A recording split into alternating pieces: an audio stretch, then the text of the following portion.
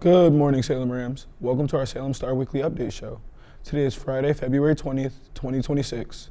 I'm Troy. And I'm Sydney. And on this day in history. Hello and good morning, Salem Rams, and welcome to On This Day in History.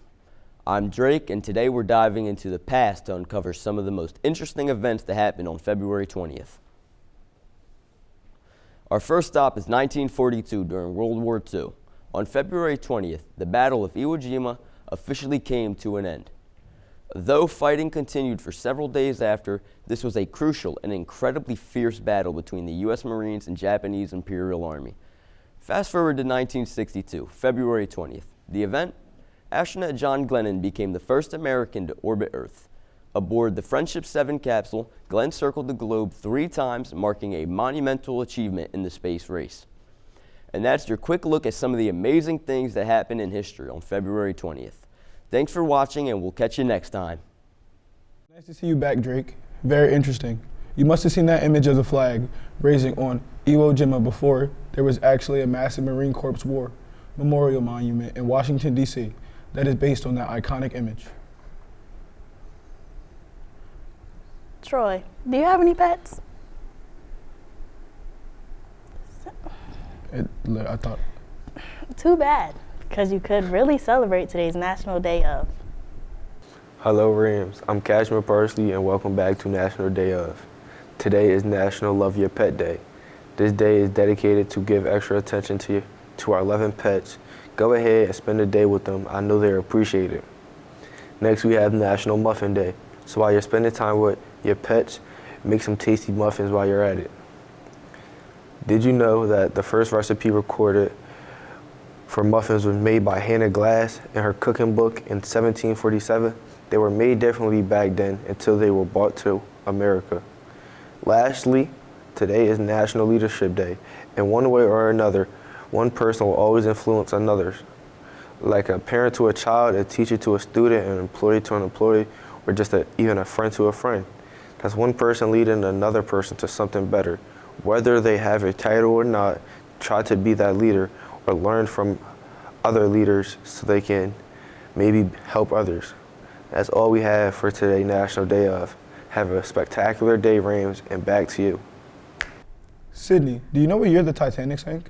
Not sure. Well, most people still don't know, even though they've seen the movie.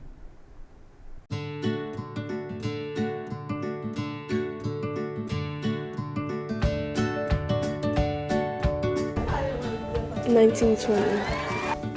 Like 1920? 1873.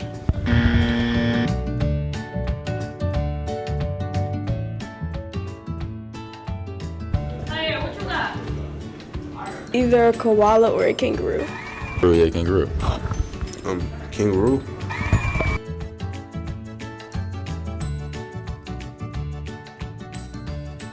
$13. 4. 31.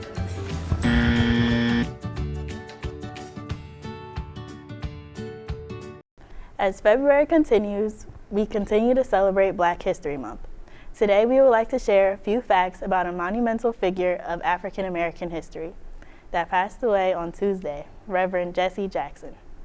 Jesse Lewis Jackson was an African American civil rights activist, politician, and ordained Baptist minister, a protege of Martin Luther King during the civil rights movement in the late 20th and early 21st centuries. Jackson was so influential that he ran for president.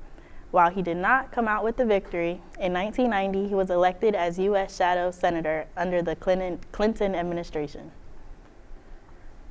Students, you might have heard quite a bit of singing coming out of the auditorium for over a month now. That is because our spring musical is right around the corner from A Little Shop of Horrors. A Little Shop of Horrors, what's that about? Meek flower shop assistant Seymour Krelborn is a nobody. Trapped in Skid Row, poor and without family, Seymour seems doomed to forever pine after his coworker, Audrey, who only has eyes for good-for-nothing bad boys, but when he finds a strange, new, and interesting plant that he decides to christen Audrey II, suddenly Seymour finds his life turned upside down. With fame and fortune now within reach, Seymour could get everything his heart desires, but he soon finds that his new life comes with a horrific, bloody price. Come see Little Shop of Horrors live at Salem High School Auditorium on March 6th and 7th at 7 p.m. Tickets can be purchased at the door on the night of both performances or in advance by visiting ticketleap.com. Tickets are $10 for adults and $8 for students and seniors. We hope to see you there. Our track team made a strong impact at the sectional meet, and both of our basketball teams are in the playoffs. Here's John with more.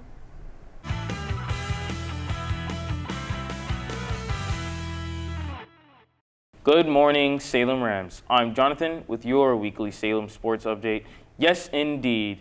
Our winter track team traveled to Toms River on Sunday to take part in the sectionals and dominated in many events. But first, what about the bowling team? Our boys bowling team has been on fire this season, and they just proved their dominance this week. On Wednesday night, they continued their playoff run and faced Doane Academy in a semifinal match. The Rams were in this same position last year and lost to top-seeded Clayton, but this year it was a completely different story. Although a close first game in which the Rams had a rough game, they pulled it out, winning by 7 pins. Aiden Carlson had the high game in Game 1 with 199, and then in Game 2, in an astounding fashion, the Rams won by more than 100 pins. Troy Carey matched his season's high of 279, my fault, while Rudy Perez shot 222, bringing the team to 11-3 record and an appearance in the Group 1 finals for the first time in school history, where they will face Camden Catholic on their turf. The finals will take place this Saturday, February 21st at 30 Strikes Bowling Alley in Stratford. If you can, please come out. This is their first appearance in the finals in the school's history.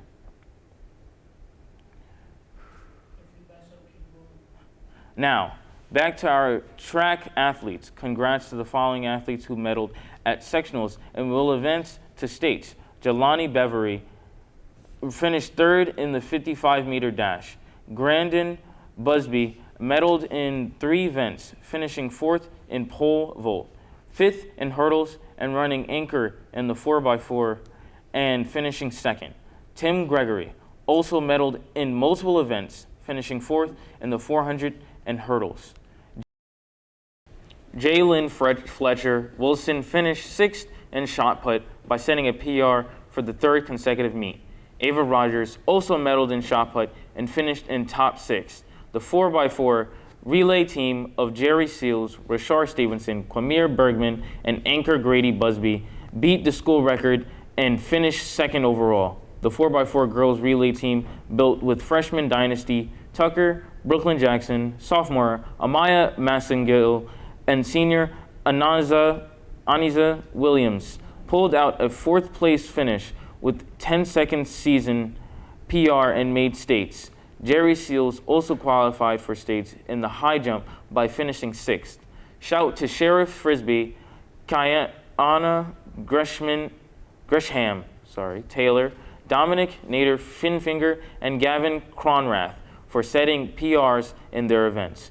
Gavin also holds the school record in the mile with a time of 4 minutes and 52 seconds.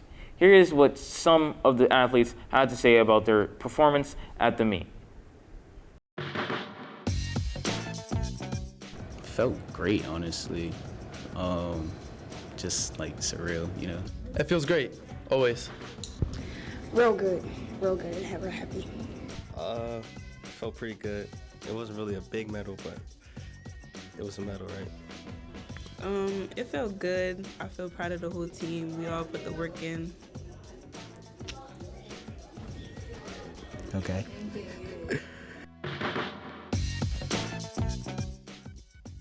For this being my first time to qualify for states, like, I just feel like I can keep going further after this. Like, I feel like I'm on top of a mountain right now.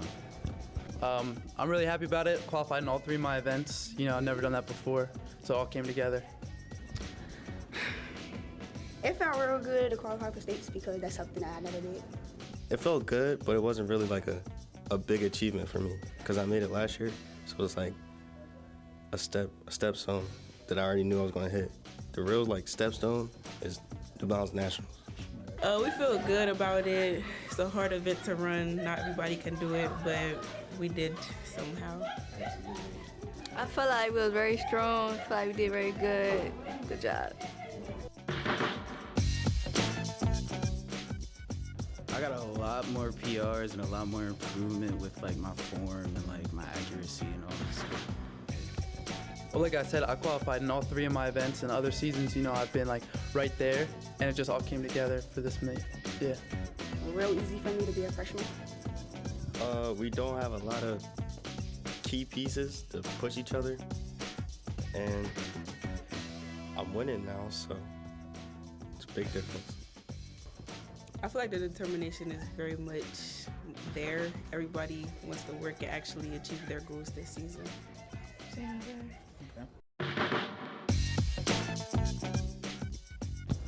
Still coming for that school record, so that's the #1 priority right now. I'd like to do it in spring as well. You know, spring's a little more competitive, and so to go out there and compete in spring 400 hurdles, which we have, try and make it to states, meet the champions maybe. No, I do not have any type of other goals. I really want to become a state champ and at least qualify for New Balance Nationals. Thank you. Get my time down for the 55 and the 200. All right, since we about to go into spring, I want to break down my 400. Now on to the hoops. Our Lady Rams basketball team had a humongous win on Tuesday night, knocking off a Williamstown, a Group 4 skit school, to move on in the TCC postseason bracket by Anderson and had 17 points. And Carl Lesia Pierce had 8 points and 8 rebounds and 9 steals. Great job, young ladies. Here's how they celebrated after the huge upset. Filling in the next move for the bracket, Carlesia Pierce.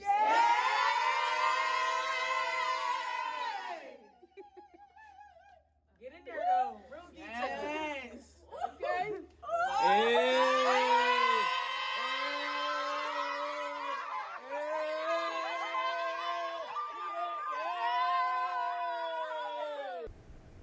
Our boys basketball team, on the other hand, had a tough time with Williamstown in the Tri-County Championship game. The Rams took the lead and were leading 26-14 at the half, but Williamstown got within 2 with a 20-10 run in the third quarter, and then outscored the Salem Rams 16-4 in the fourth to complete the comeback.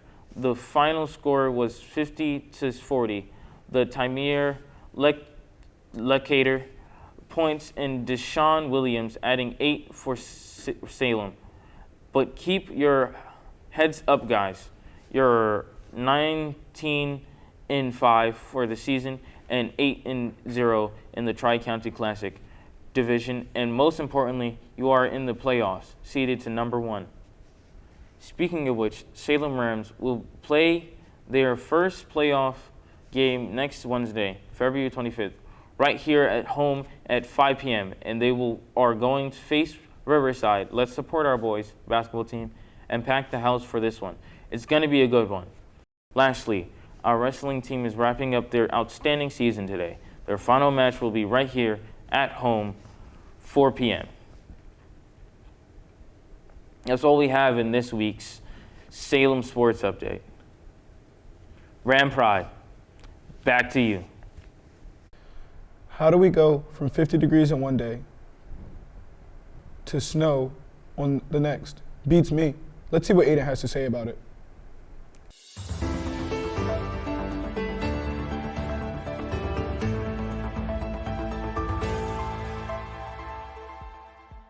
Hey Rams, it's Aiden with your weekend weather update. Turns out this weekend will be quite deceiving, with Friday and Saturday being warmer. Friday with some rain and a high of 47 and a low of 36, and Saturday with a whopping high of 50 and a low of 37. And finally, Sunday changes drastically, with a chance of rain and snow and a high of 38 and a low of 30. That's all for your weekend weather update. Back to you guys and Ram Pride. Thanks, AJ. That's all we have for you in this show. But we would like to leave you now with a short video produced by Sydney. Who's this video about? None other than the first African-American female pilot, Bessie Coleman. Take a look. Ram Pride.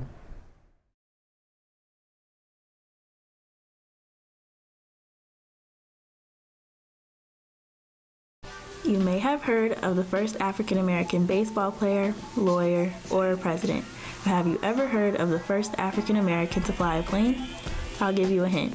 She was a woman. Bessie Coleman was the first woman of color to earn an international pilot's license. Coleman was born in Texas, but moved to Chicago to work as a manicurist before leaving for Paris, where she attended the Cordon Brothers School of Aviation. While working in Chicago, she overheard stories from pilots returning from World War I, which sparked her interest in aviation. Bessie grew up in extreme poverty as a sharecropper's daughter in 1890s Texas, where she often worked in the cotton fields. Overcoming strict Jim Crow segregation and limited education, Coleman continued to excel academically, especially in math. Bessie began her formal flight training in November 1920, but she did not become an actual licensed pilot until June 15, 1922.